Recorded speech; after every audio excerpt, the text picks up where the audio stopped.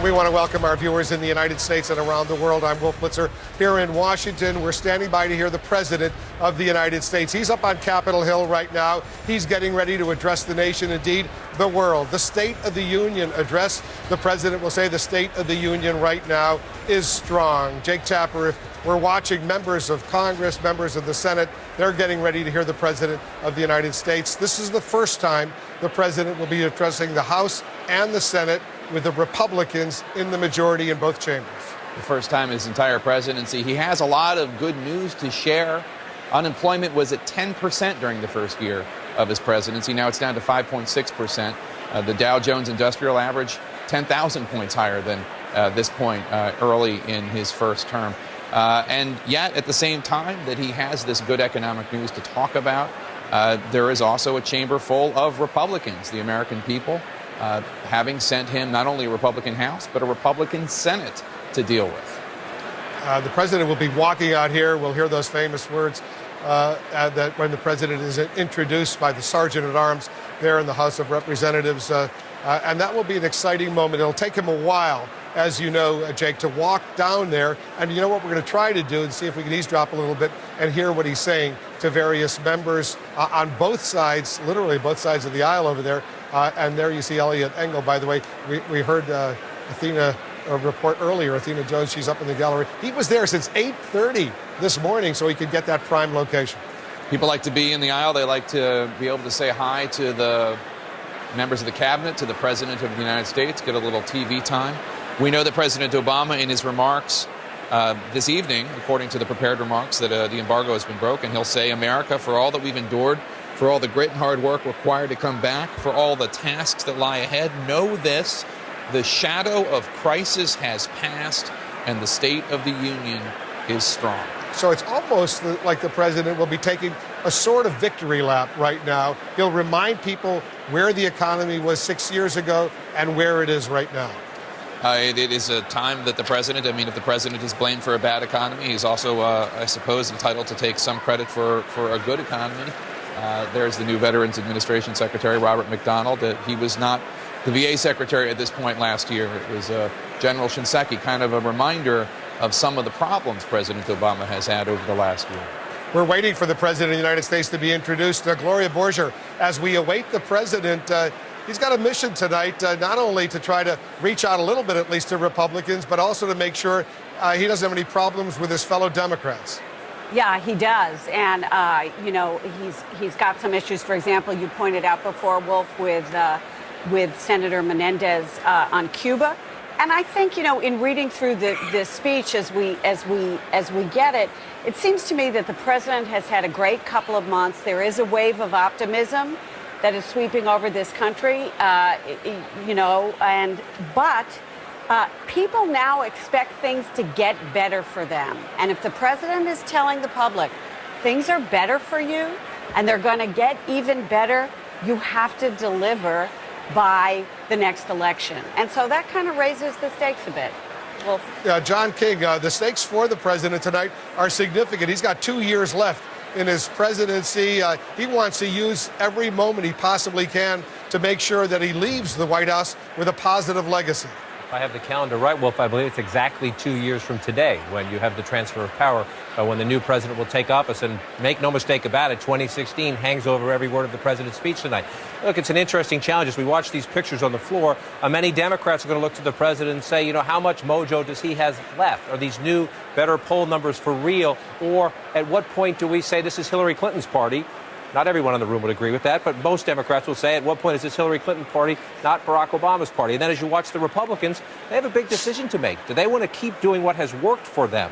They have a bigger House majority. They have a Senate majority now. They won 31 governorships. They increased their numbers at the state legislative level. Do they want to keep doing what has worked the last 2, 4, 5 years at the legislative level and out in much of America? Or do they start thinking, what about a White House run in 2016?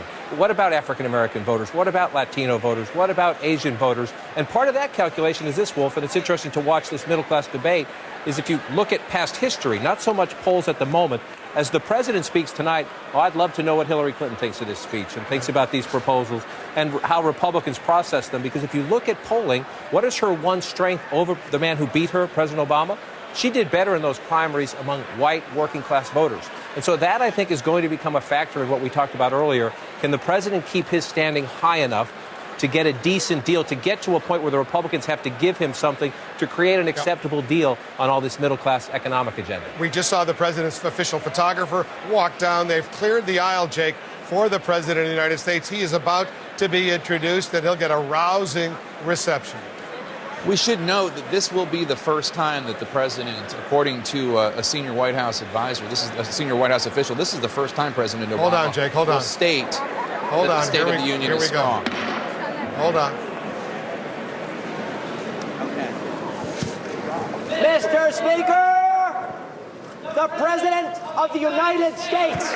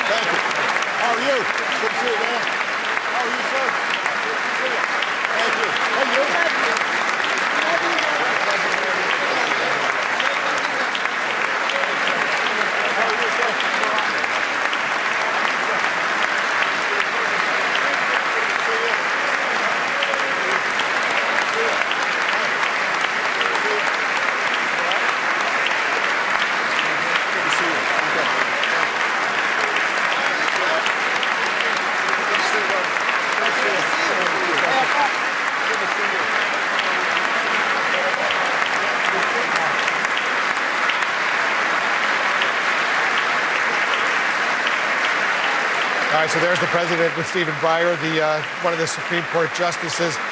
He's obviously very, very warmly received. You know, it's interesting, Jake, he's followed by Kevin McCarthy, the new majority leader in the House of Representatives, and Nancy Pelosi, the minority leader, followed by Mitch McConnell. And it's also interesting that the Senate minority leader, he's not there, Harry Reid, because he suffered a bad facial injury. No, he's in bad health. But getting back to the point I wanted to make is that this will be the first time that President Obama has unequivocally stated that the State of the Union is strong. In 2012, for example, he said the State of the Union is getting stronger. In 2013, he said it was stronger.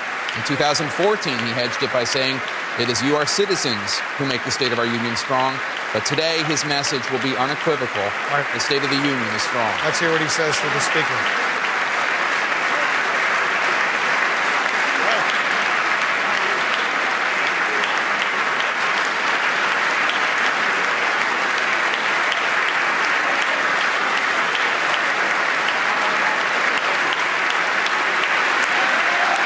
Hey. Thank you.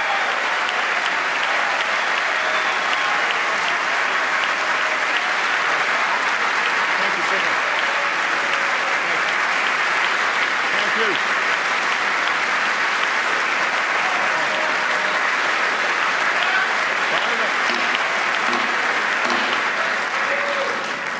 Members of Congress, I have the high privilege and distinct honor of presenting to you the President of the United States.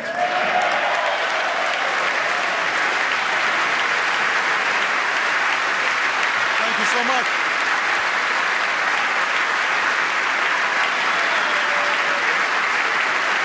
Thank you. Thank you so much. Please. Mr. Speaker, Mr. Vice President, members of Congress, my fellow Americans. We are 15 years into this new century. 15 years that dawned with terror touching our shores, that unfolded with a new generation fighting two long and costly wars, that saw a vicious recession spread across our nation and the world. It has been and still is a hard time for many. But tonight, we turn the page. Tonight, after a breakthrough year for America, our economy is growing and creating jobs at the fastest pace since 1999.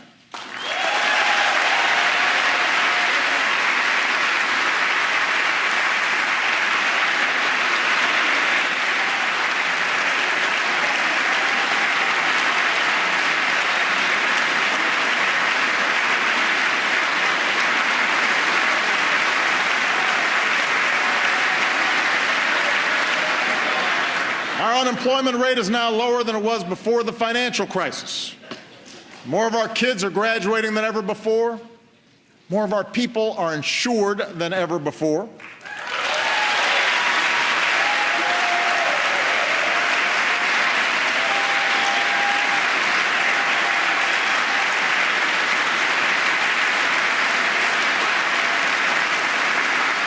And we are as free from the grip of foreign oil as we've been in almost 30 years.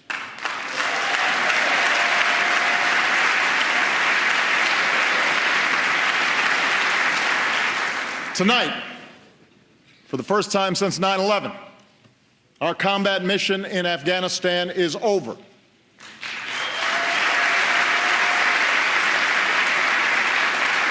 Six years ago, nearly 180,000 American troops served in Iraq and Afghanistan.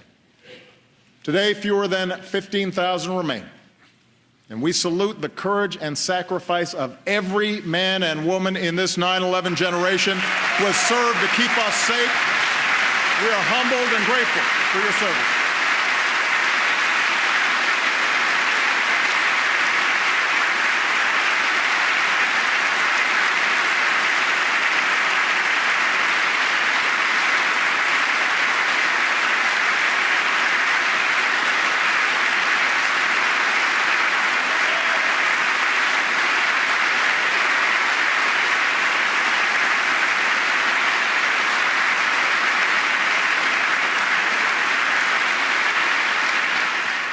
America, for all that we have endured, for all the grit and hard work required to come back, for all the tasks that lie ahead, know this: the shadow of crisis has passed, and the state of the union is strong.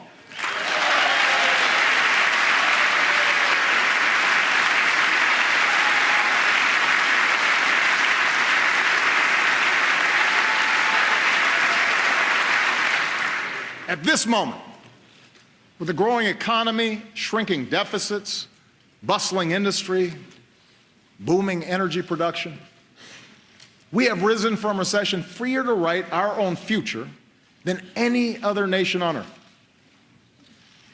It's now up to us to choose who we want to be over the next 15 years and for decades to come. Will we accept an economy where only a few of us do spectacularly well? Or will we commit ourselves to an economy that generates rising incomes and chances for everyone who makes the effort?